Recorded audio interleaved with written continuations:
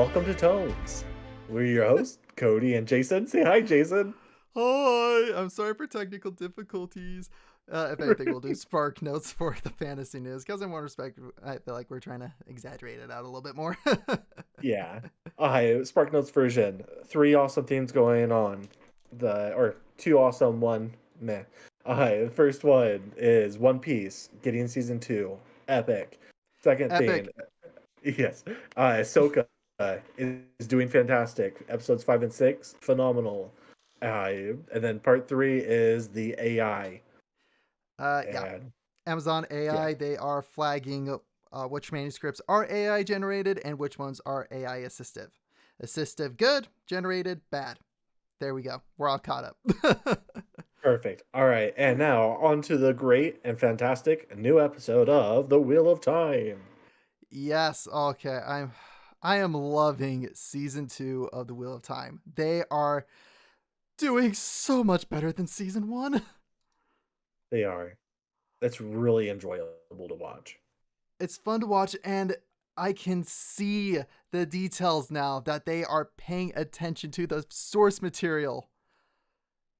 Yeah. Hey, fun fact, they mentioned the Black Aja. Ha ha! I'm sorry, I gave you a 1 week spoiler. Uh, I thought that but was really funny. but okay, so first thing I do want to talk about, because again, I like doing this kind of at least in the episode sequence for this, Yeah, because this is where actually the storytelling flow is really good for this episode. So, it like, is. we start off with the Shan-Chan. They're in Falma, not Falma. Sorry. It's like this. They get other pronunciation stuff right. It's just that one. Or maybe you've got it wrong all these years. I'm saying it's the audiobook. I listened to all 14 books through the audiobook, and it was all, even 2 different narrators still said Falma. I know, I'm just giving you a hard time. I know. And again, this is where, that is the only nitpick thing I have, okay? So, Understandable. so I'm gonna lean into it because this is my main thing. There is still a little inconsistency with it because there are some that say "falm." Then I've heard another person in this show say "falma." Like I've heard a little "falma" in it, so I'm just like, which? Just stick with "falma." That is anyway. Yeah. So yeah, they're in Falma, and this is where they've nailed the Shan-Chan culture. Yeah. So I love the costume design for the Shan-Chan. It is good. It's intimidating because it is intimidating in the book. So first off, in the Shan-Chan culture, if you notice, Lady Suroth and then Torok, they Hmm. have people next to them, kind of their, like we would attribute it to like their attendee, their hand, so to speak. Yeah. What it actually is they are called their voice. So it's the voice of Lady Suroth and the voice of Torok. The Okay. voice's job is to talk to the people beneath them. Makes sense. That's why she does the gestures with her nails. Is Hmm. that way it signals to the voice what she's wanting to say. Because in Shan-Chan culture, you do not talk to those beneath you. You only talk to those who you are on equal footing with or those above you. Now, Makes this sense. is this is the detail I absolutely was going, oh, they did it! Tears of joy. It's the nails. So if you looked at Lady Suroth's nails, if you notice, they're just long nails. Hmm. If you looked at Turok's nails, though, they are long, but they are lacquered in gold. Yo. So within the Shan-Chan hierarchy, you have those. I'm trying to remember my terminology here because I want to say it's either the chosen or like adjacent to the blood. Those are like your noble, non-affiliated with the royal line kind of nobility. If you are Okay. of the blood, you get the lacquered because of the blood is the next higher court, meaning that you actually have the blood of basically the ruler of Shanjian. Gotcha. So the fact that you can see that little detail, I was like, oh, they're doing it. They got it. They freaking nailed it. The nails show that Turok is of the blood. Yeah. It was just one of those little details. I'm like, oh, they're paying attention. They are. They're doing a great job of it. I really like that initially. What was her name again? Lady The Suroth. Lady Suroth had her voice talking to Turok, and he's like, "Don't you dare!"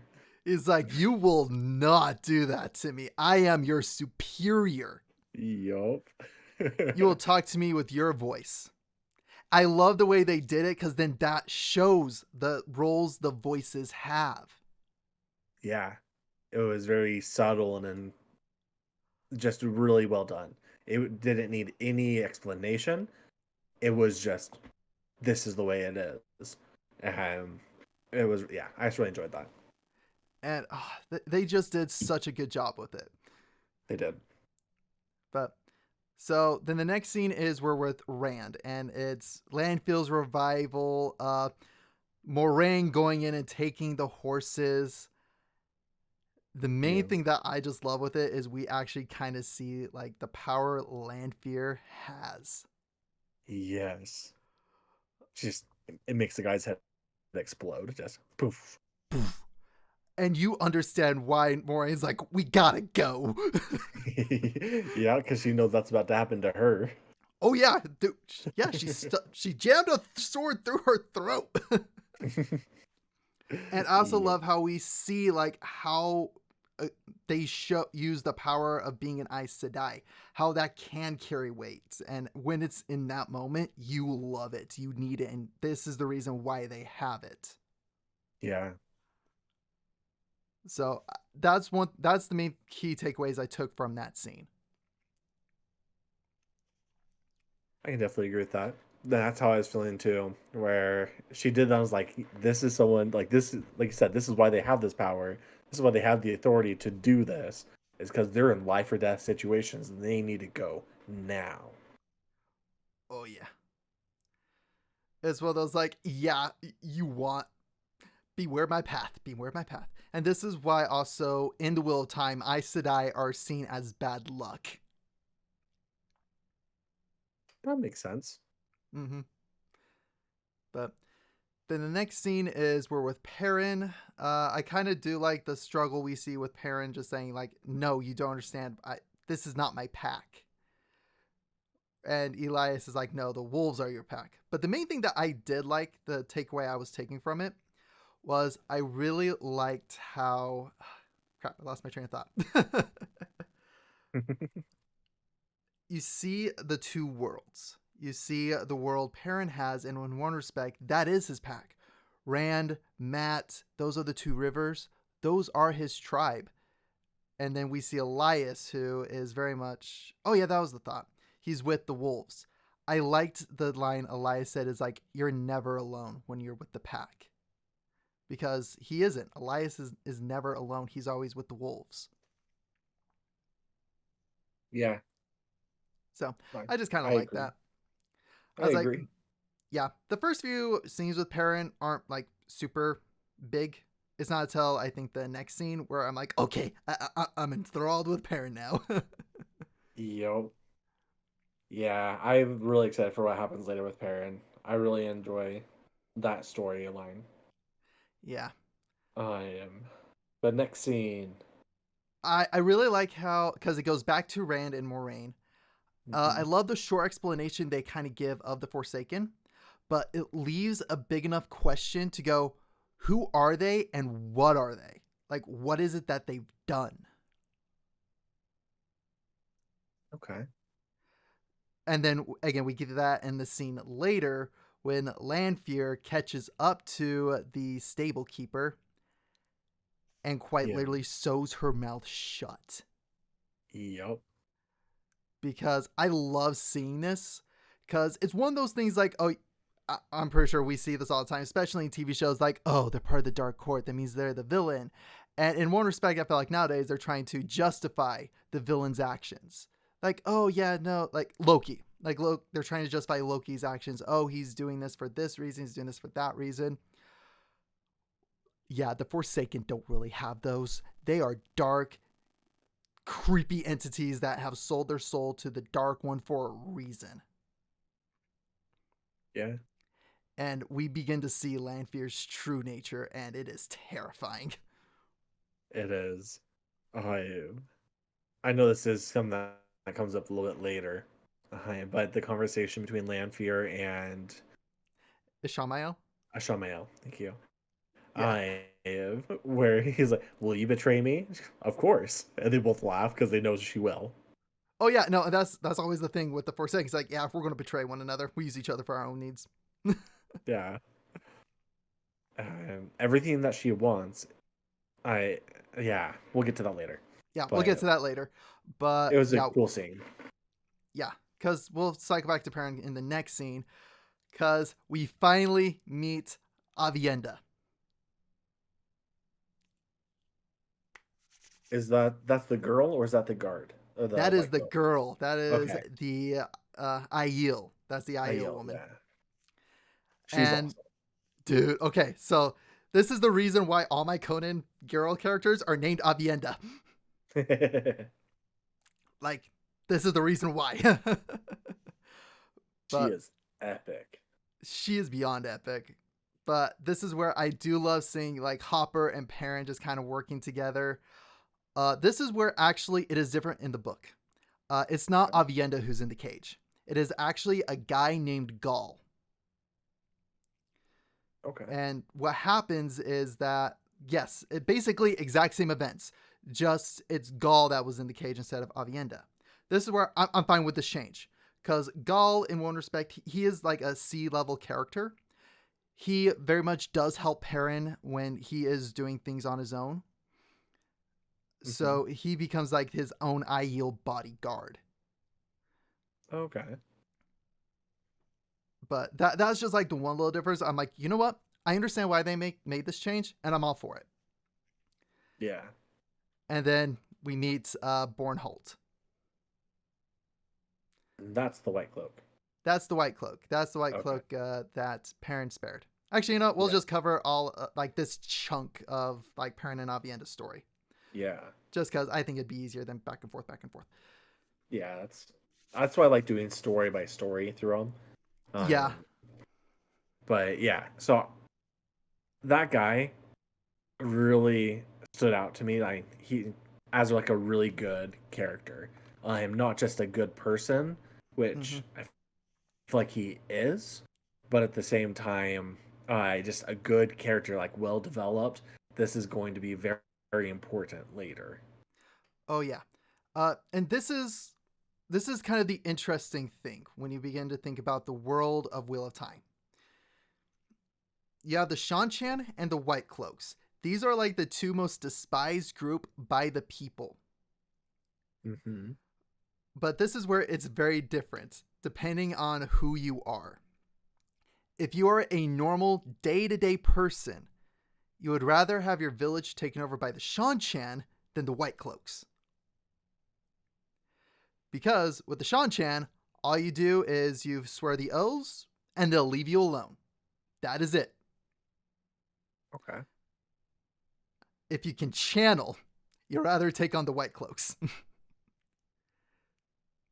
Interesting. Because sure, the White Cloaks will label you a witch, sure, they'll do all this stuff to you, but the Shanchan will literally make you a slave. Fair. So that's where I kind of like, we begin to see the two kind of dichotomies, where like Yeah. the White Cloaks, they're more, it's kind of very corrupt where it is currently because they're the children of the light. So they're very all high and mighty. It's a zealot group. Yeah. It's not until we get characters like young Bornholt Hmm. and we get some of the other characters who are rising through the ranks that are trying to change the White Cloaks from the inside. So this is just where the Makes sense. story gets interesting.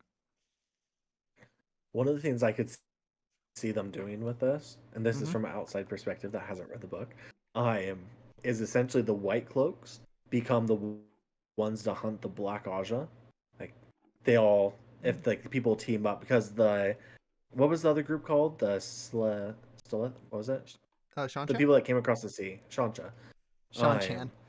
Sean Chan. They believe they're serving the light.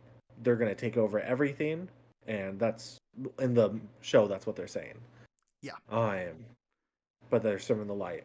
Everyone believes they're serving the light, and those groups I feel like will team up eventually to face the darkness, and each will be utilized in their unique capacity.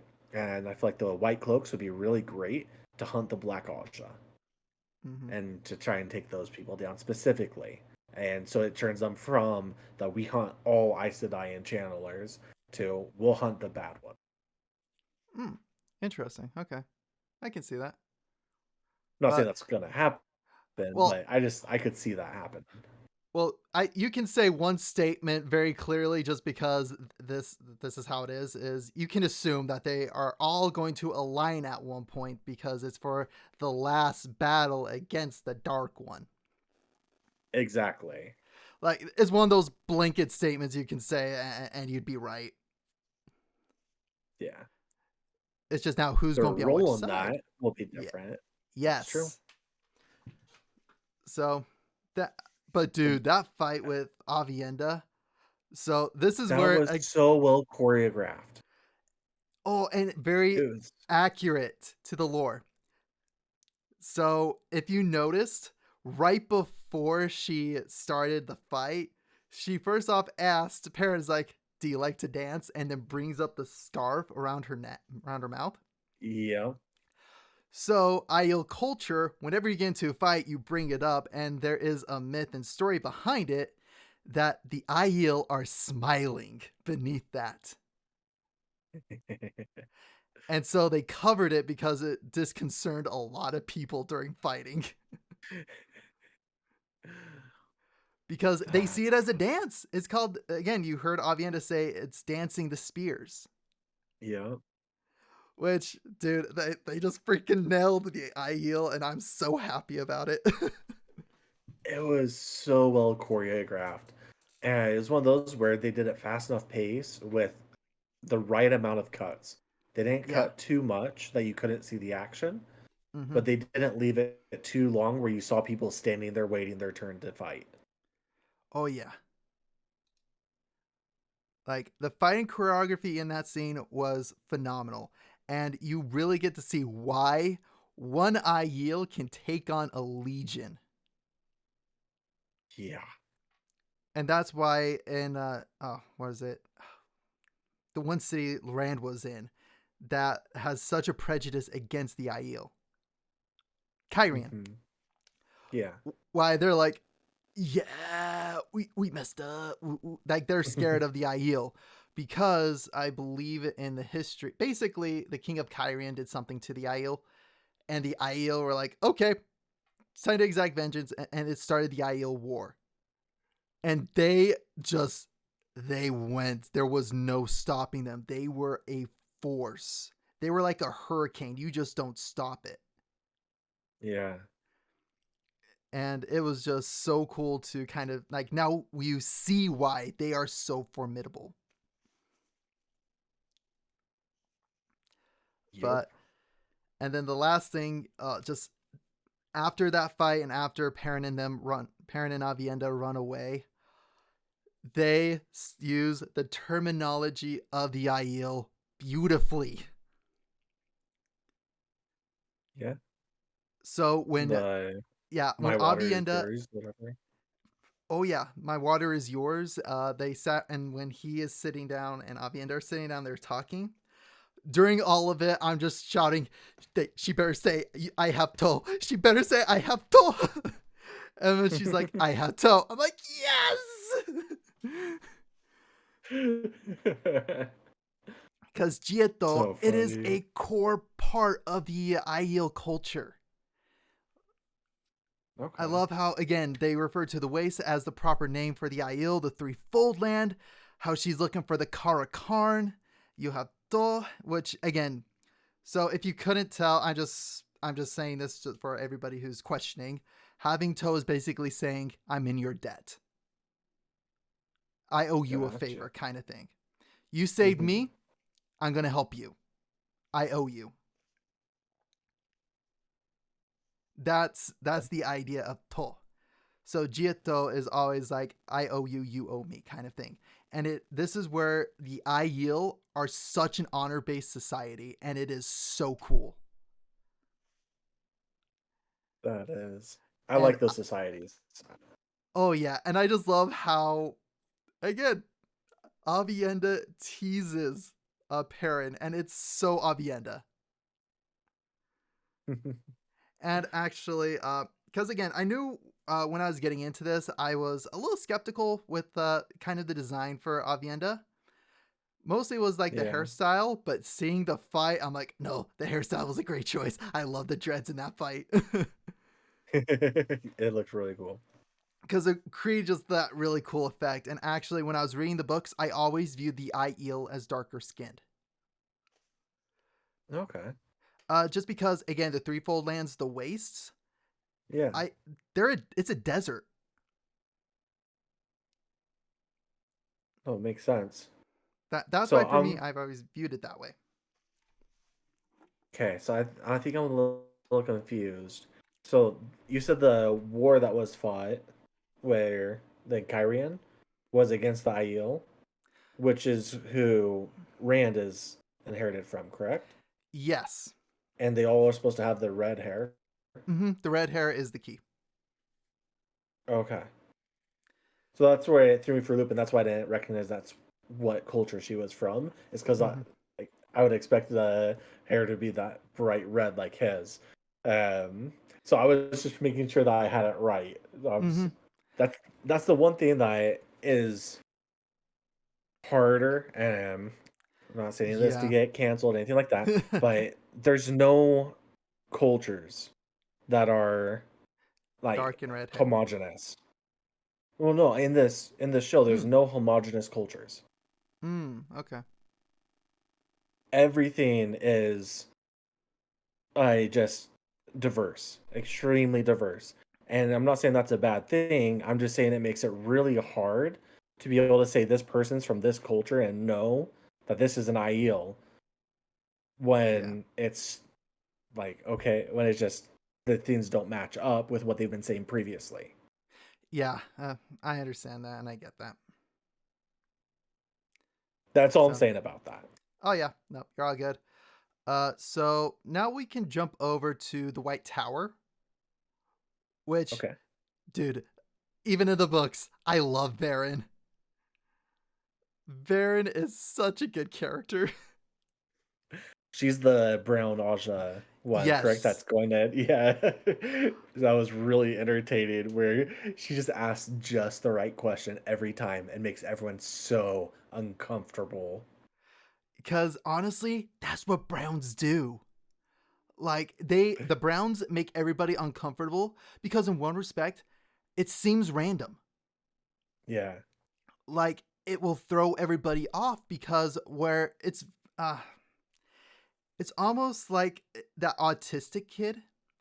who when they're like at a planetarium, they're doing something, he will ask a question that in his head makes perfect sense, but to everybody else, it doesn't. Gotcha. That's the Browns. They ask this question because their mind is somewhere else because it's thinking, it's plotting, it's thinking of this, thinking back of histories. What if this? What if that? And so when they ask the question, they're so lost in their head that they don't realize what's going on around them. Okay. That's kind of like I'm not going to say stigma, the stereotype of the brown Aja.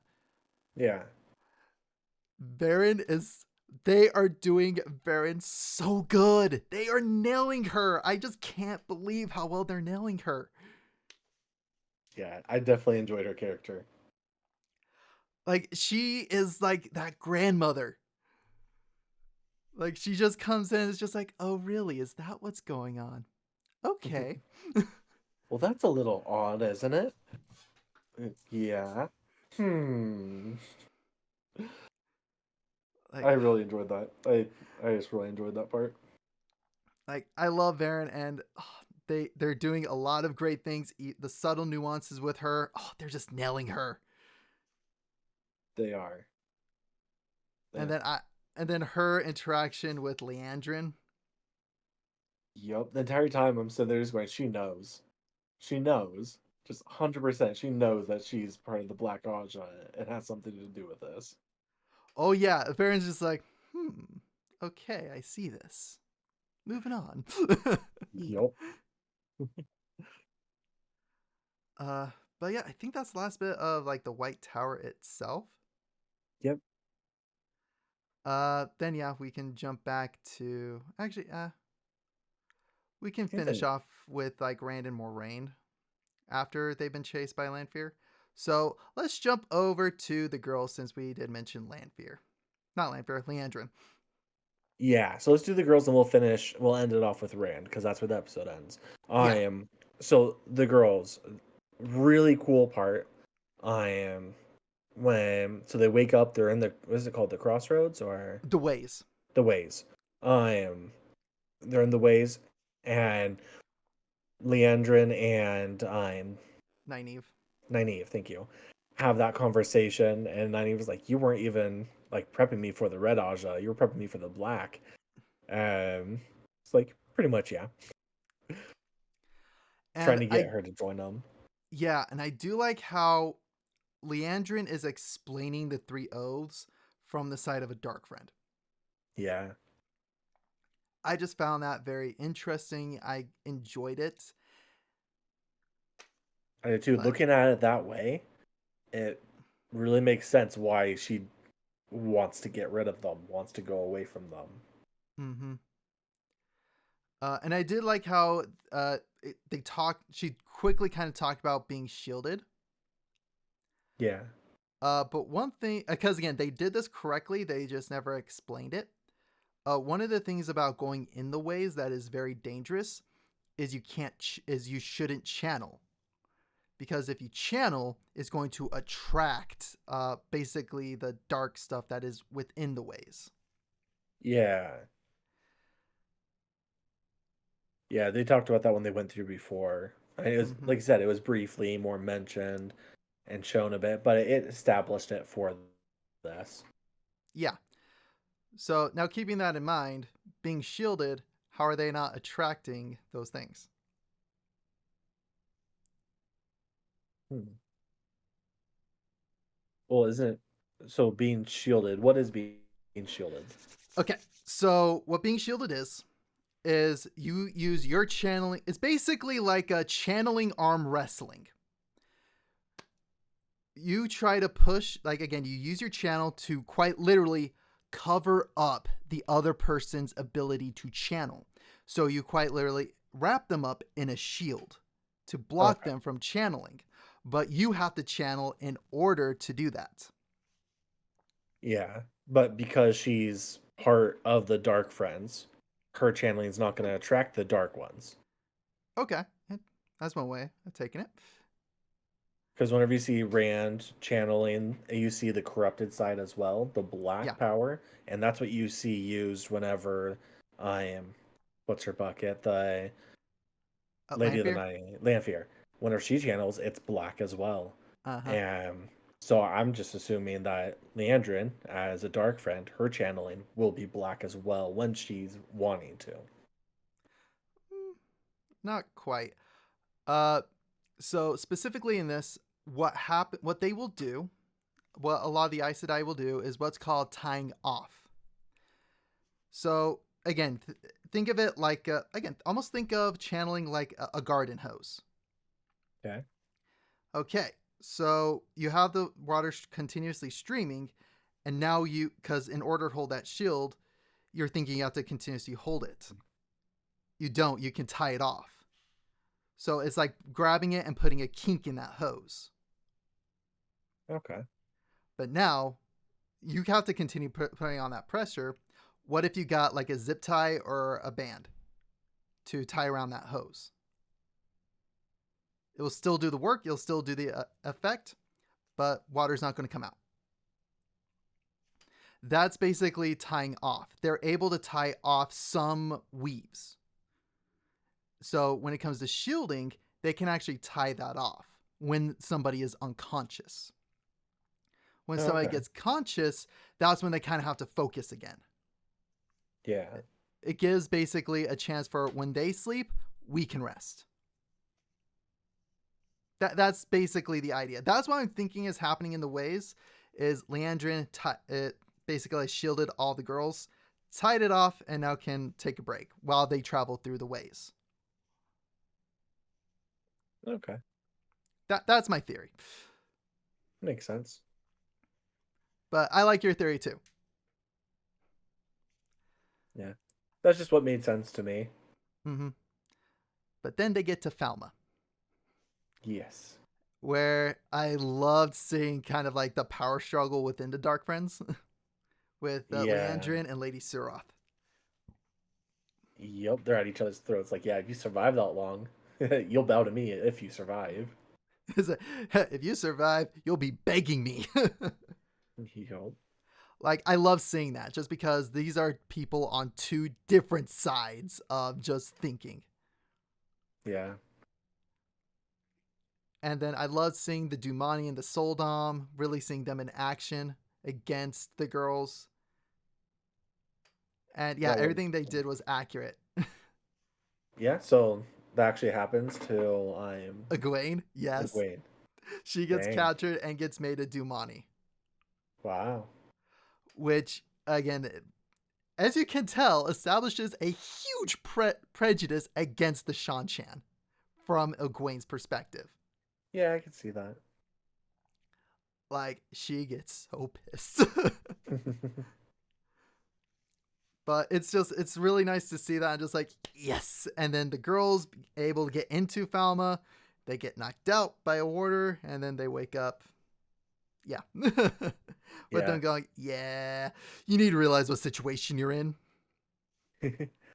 Yeah, but fortunately, this time it's not their own negligence or their own fault for Mm-hmm. being in this situation. Mm-hmm. And that's something I'm appreciating about this is a setup. This was all a setup for them to get here. They fell into a trap, but I don't blame people for falling into traps. Mm-hmm. I blame people when they do something completely idiotic and throw themselves into a situation and cause their own pain. This was a manipulation by other people to get them into this position, and they're doing really well for having been thrown into this. Oh yeah, like this is where everything they've done has made sense. None of this feels like, oh, we're doing this just because the plot dictates it. Yeah. One of the things I really want to talk about is Okay, Leandrin cutting the cuff on Nynaeve and releasing her. yeah, So my go okay, go ahead. on. I was gonna say my belief is that Leandro was trying to basically plant a bomb and give them a chance to get out. That was one of my thoughts with it too. That she's not fully a dark friend, essentially. Not in the sense like she is, but she's not committed to the cause, much like most of the Forsaken, as I am. Never remember his name. Ishamael? Ishamael talks about, where all the others have their own reasons to follow and swear their oaths, but he's a true believer in the darkness. I don't think Leandrin is a true believer in the darkness. And And go ahead. I was gonna say, and look at Lady Siroth as well. Yeah. They're both doing this to achieve their goals. They're both their own goal oriented. It's very much more like we will do whatever we need to do to get our job, to get our goal accomplished. Yep. And because their goals don't align, they feel free to sabotage each other. Oh yeah. So that was very entertaining to me, where it's just like, I'll have fun. Good luck capturing them. It It's releases like, the strongest one. yeah, it's like I'm gonna make you work for it. Yep. But in one respect, since 90 can't channel unless she's angry.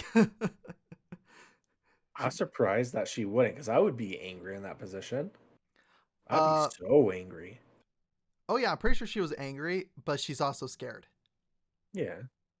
So that's where it's like the two emotions conflict. Whereas immediately you're again, it's that fight or flight response. You're either going to stand there and fight or you're going to run. And Nynaeve in that situation was like, I'm out of here. Peace. Makes sense, though. Oh, yeah. Makes perfect sense.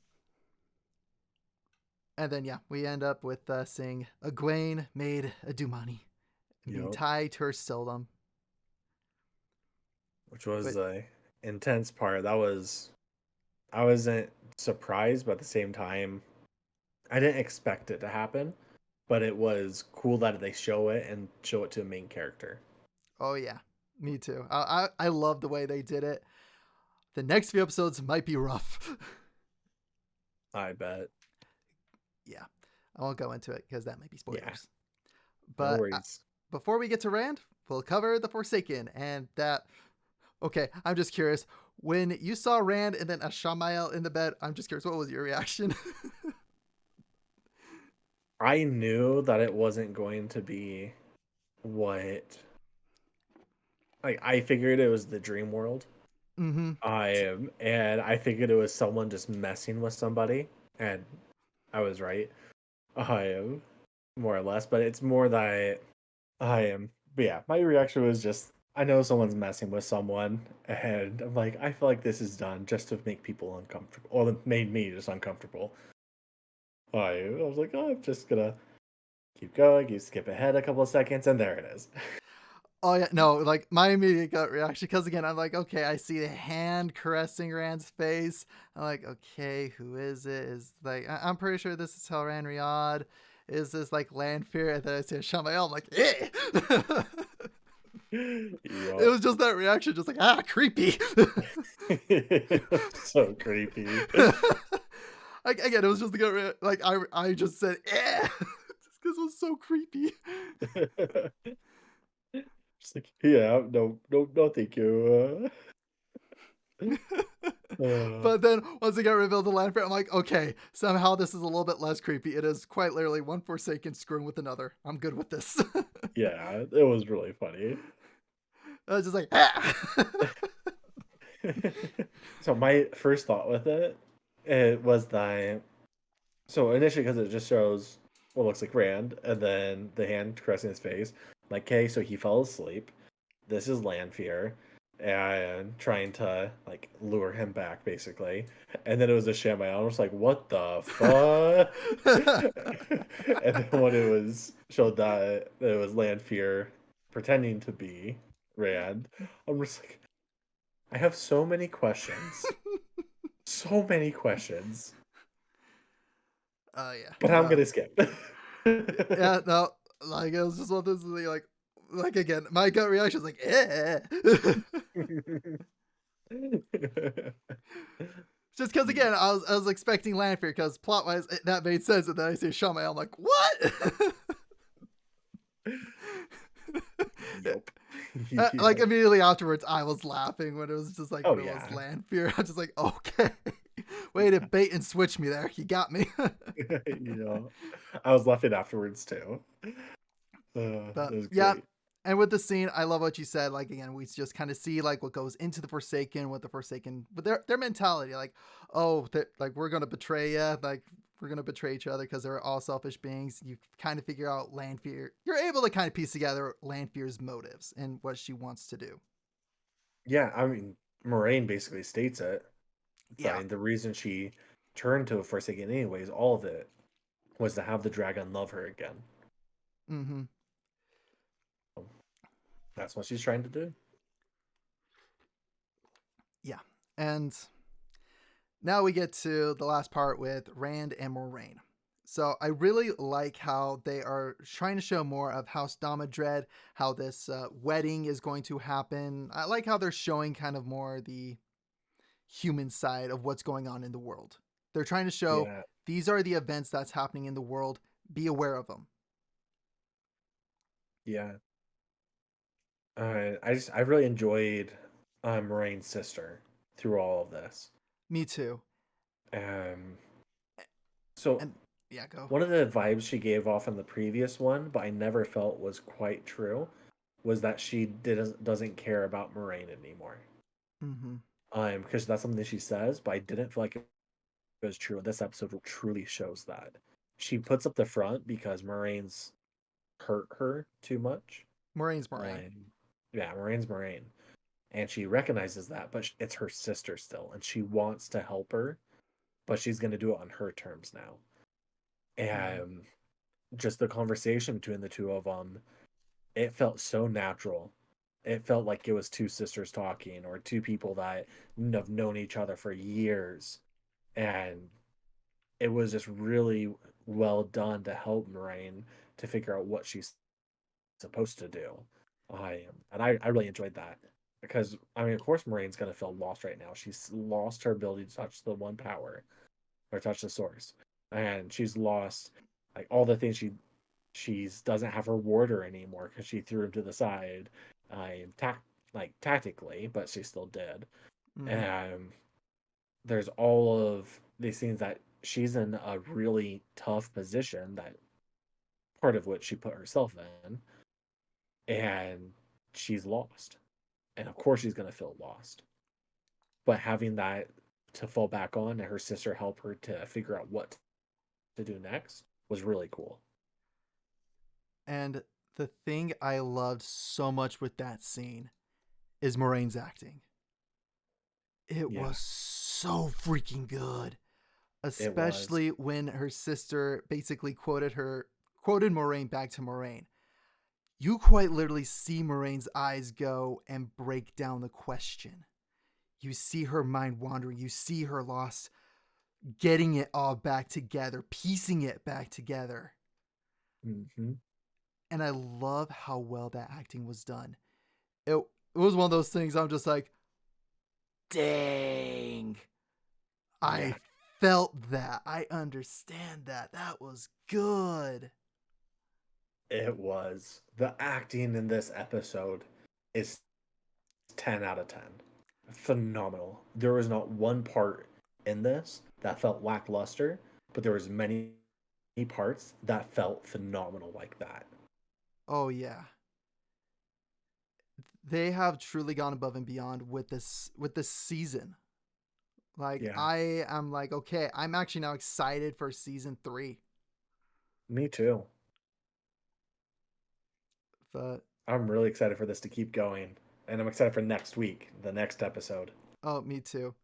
And before we get there, Moraine finally comes up with a plan to try to trap Lanfear, which is let Rand sleep. Which is good because he needs his sleep. But then he wakes up. Wakes up in a dominatrix situation here.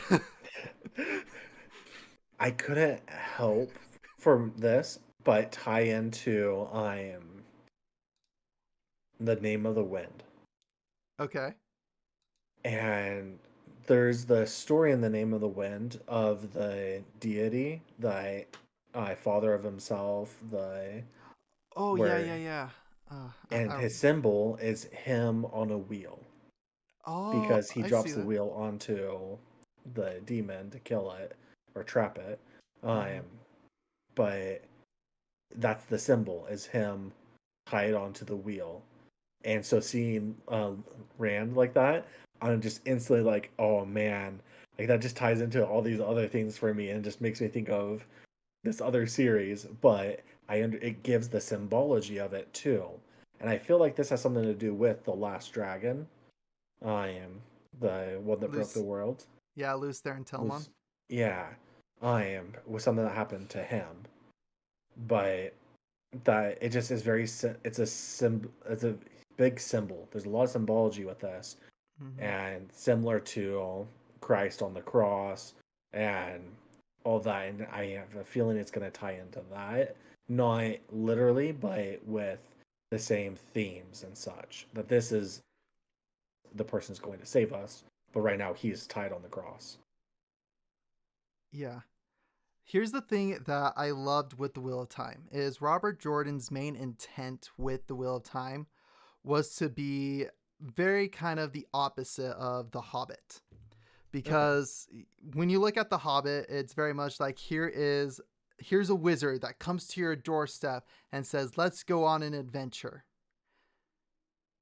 Whereas, yes, Bilbo was kind of hesitant to say no to it. But then eventually he's like, all right, let's go on an adventure. And he's wholeheartedly in the adventure. With Wheel of Time, it's very much like, okay, you know what? Let me get something in the back real quick, and they run out the back. They run away from it. Throughout the Yeah. series, like they try to run away from this multiple times. And I love that we see that kind of underlying tone throughout the series. We see that with Rand, we see that with Perrin, we see that with Matt. It's very Yeah. much more simple, like, I'm just going to go try to help my friend. I'm going to just go do this. Yeah. And it's just, they have nailed that undertone extremely well. They have. And again, I'm excited to see now. We're going to be getting a more Rand-centric episode next time, I hope, where it is Rand and Teleran Riyadh, the dream plane, the world of dreams, him being tied to the will. Although, again, it was so it was so BDSM because It was. Lanfear is just there. I was like, yeah, I recognize that card. That's like a dominatrix kind of thing. Not that I know Yeah. personally, but Sure. I remember college. What? Shh, we don't speak of those days. I had to stop myself to say one word anyway. I think that's a good place to put a bookmark or a pause until next time. Yes. Thank you all for putting up with us. We enjoy it. And we'll talk again next week. All right, see you guys then.